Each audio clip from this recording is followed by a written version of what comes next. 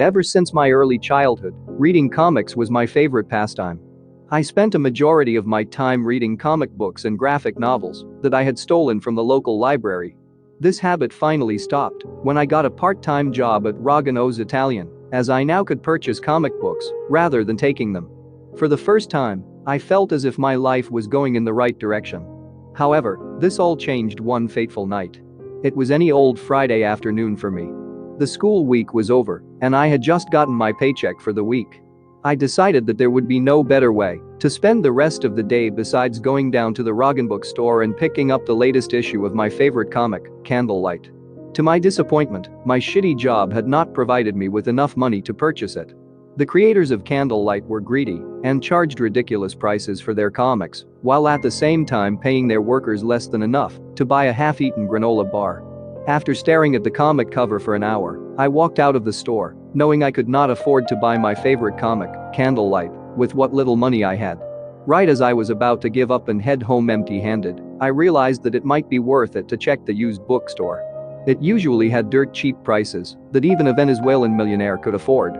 I stepped into the store and to my surprise saw the latest issue of my favorite comic Candlelight for only a few pennies.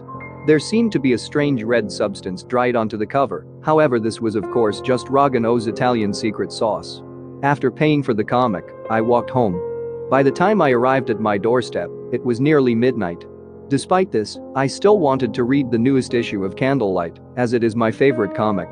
I grabbed a can of Rogano's canned spaghetti off the kitchen shelf along with a bottle of Rogan Cola to fill my stomach while I read. This was the worst mistake of my life. I opened to the first page and already knew something was off. The page was from a first-person perspective. They appeared to be looking at a house that looked exactly like mine, only from a distance. I turned to the next page. They were now at the window of the house and were looking directly through the window. Inside I could see a person that looked just like me, reading what appeared to be my favorite comic Candlelight. I finally began to understand what was happening. I realized that, because I was such a big fan of the comic, the creators of it must have decided to make me a main character. I was so excited about my new role in my favorite comic Candlelight until pieces of my window went flying into my face. Despite losing most of my vision instantly, I still managed to see the culprit step in my kitchen through the window frame, and what I saw still haunts me to this very day. The intruder was not human and had a spherical body, thin limbs, and a tall crest. It was about 5 feet taller than myself. I realized that it was a Rogan. I asked a Rogan, "Why are you doing this?" The Rogan seemed to find this question amusing. I could hear the Rogan stepping towards me. The last thing I felt was a can of Rogano's canned spaghetti being slammed into my head. When I woke up, I noticed that my vision had returned. I was in a dirty jail cell. A fresh corpse was on the floor to my right. I looked as if it had been beaten and starved. It was then that I heard my jail cell open.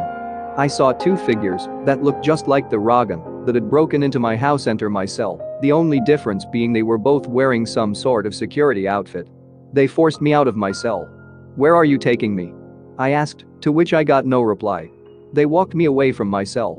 I saw hundreds of cells, many of which were actively being used to house other prisoners. It was then I learned what was happening. I was taken into an area with hundreds of other prisoners.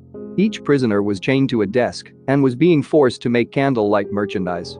They took me over to my desk and chained me down.